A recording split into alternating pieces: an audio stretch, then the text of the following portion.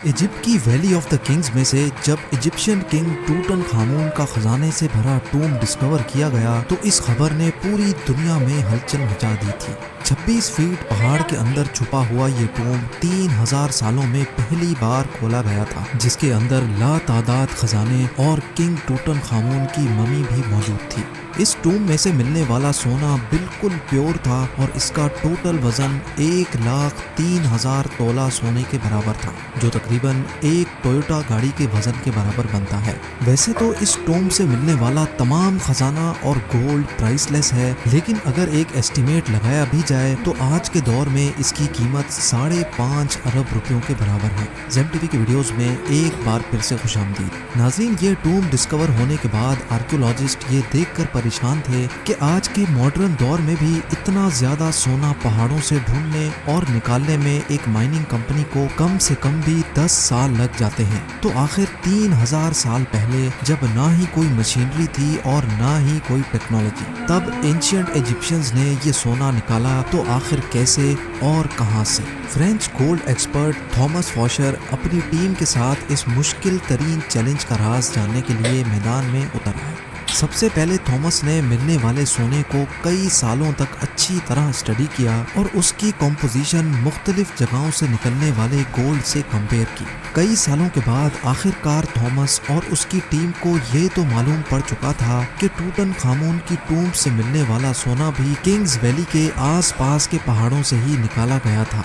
अब चैलेंज था वो पहाड़ ढूंढने का जहां से एंशिएंट माइनर्स इतना ज्यादा सोना निकालते थे। लेकिन ये टास्क कोई हल्का फुल्का टास्क नहीं था। किंग्स वैली के गिर्द हजारों पहाड़ मौजूद हैं और ये जानना कि सोना कौन से पहाड़ से निकाला जाता था, ये वाकई एक इंतहाई मुश्किल तरीन काम था। फ्रेंच गोल्ड एक्सपर्ट थॉमस फॉशर अपने एक आर्कियोलॉजिस्ट दोस्त के साथ मिलकर किंग्स वैली से 80 किलोमीटर दूर एक सहरा में पहुंच गया, क्योंकि इस डेजर्ट में कई ऐसे पत्थर मौजूद हैं जिनके अंदर सोने के जर्रात छुपे हैं। इसी वजह से उनका मानना था कि अगर टूटन खामून की टूम से मिलने वाला सोना भी इसी डेजर्ट से निकाला गया था तो यहाँ माइनिंग ऑपरेशन के कोई न कोई निशानात जरूर मिलेंगे। ये सहरा 1,36,000 स्क्वायर किलोमीटर तक फैला हुआ है, जहां गर्मी और पानी की शॉर्टेज की वजह से जिंदगी ना होने के बराबर है। थॉमस का मानना था कि इतना ज्यादा सोना अगर इसी सहरा के किसी पहाड़ से निकाला गया होगा तो जाहिर है उसमें काफी ज्यादा मैन पावर भी लगी होगी। थॉमस और उसका साथी इसी खोज में सहरा के अंदर जाते रहे। इस बंजर सहरा में कई घंटों तक सफर करने के बाद काफी अंदर जाकर उनको पहाड़ के नीचे एक अजीब मंजर देखने को मिला।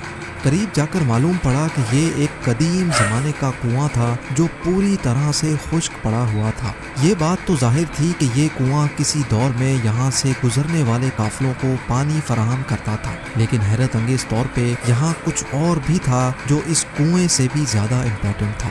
जी हाँ, थॉमस और उसके साथी को यहाँ एक पुराना कमरा भी बना हुआ दिखा जो अंदर से एक इबादत गाह का मंजर पेश कर रहा था। इस कमरे की दीवारों और छत पर काफी मेहनत से पत्थरों पर कार्विंग करके पेंटिंग्स बनाई गई थी।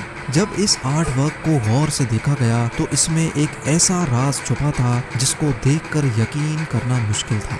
थॉमस के साथ आया दोस्त, जो कि एक आर्कियोलॉजिस्ट था, उसने बताया कि इस पेंटिंग में वही राज छुपा है जिसकी तलाश में हम लोग निकले हैं।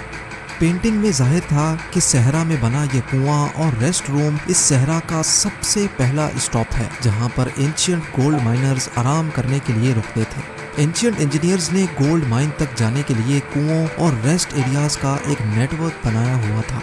एक अंदाजे के मुताबिक हर एक रेस्ट एरिया 70 से 80 किलोमीटर के फासले पर बना हुआ है और एक रेस्ट एरिया से दूसरे तक पहुंचने के लिए माइनर्स की टीम को कई दिन लग जाते होंगे। जहां इस रेस्ट एरिया से मिलने वाली इंफॉर्मेशन से थॉमस और उसका साथी बहुत खुश भी हुए, वहीं दूसरी तरफ उनको ये भी मालूम पड़ गया था कि ऐसे कई स्टॉप्स तक उनको आगे मजीद ट्रैवल करना है, क्योंकि जिस मंजिल तक पहुंचने के लिए थॉमस कई सालों से इंतजार कर रहा था और वो मंजिल अब बहुत ज्यादा करीब दिख रही थी। इसी वजह से उन्होंने सहरा की गहराई में जाने का फैसला किया। बंजर सहरा में एक के बाद दूसरा रेस्ट एरिया आता गया, लेकिन गोल्ड माइन जैसी कोई चीज नजर नहीं आई। आखिरकार पूरे 2 दिनों के बाद थॉमस को एक पहाड़ के किनारे पड़े ढेर सारे पत्थर दिखाई दिए। देखने में तो ये एक नॉर्मल सीन था, लेकिन थॉमस का मानना था कि ये जगह एंशिएंट गोल्ड माइनर्स का कैंप लगती है, और हुआ भी कुछ ऐसा ही। जी हाँ, इस जगह पर पत्थरों से बने कुछ ऐसे टूल्स मिले जिनकी मदद से पत्थरों को तोड़कर उनके अंदर से सोना निकाला जाता था।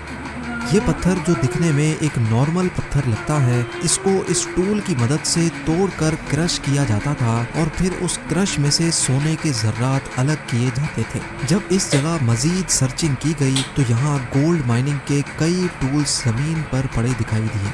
क्योंकि थॉमस को एंशिएंट गोल्ड माइनिंग टेक्निक्स के बारे में काफ़ी ज़्यादा जानकारी थी, इसी वजह से उसका मानना था कि एंशिएंट माइनर्स इन पहाड़ों को खोद कर इनमें टनल्स बनाते थे। इन टनल्स में ख़ास किस्म के पत्थर ढूंढकर उनको इस माइनिंग कैंप में लाया जाता था जहां वो इस वक्त मौजूद हैं। माइनिंग कैंप में मौजूद माइनर्स की दूसरी टीम इन पत्थरों को क्रश करके इनमें से सोना निकालती थी और फिर वो सोना किंग्स वैली में भेजा जाता था। थॉमस को एक एंशिएंट गोल्ड माइनिंग कैंप तो मिल चुका था, लेकिन अफसोस इस बात का था कि जिन टनल्स की वो बात कर रहा था, ऐसा एक भी टनल उसको दिखाई नहीं दिया। शायद हजारों साल पहले खोदे गए टनल्स कमजोर थे और अर्थक्वेक्स की वजह से कोलैप्स हो चुके थे। एक्सपर्ट्स का मानना है कि गोल्ड माइनिंग का ये तरीका बहुत ही ज़्यादा मुश्किल है। अगर उस दौर में 100 लोग एक हफ्ते तक गोल्ड माइनिंग का काम करते होंगे तो उसमें से वो सिर्फ 1 स्पून गोल्ड का इकट्ठा कर सकते होंगे।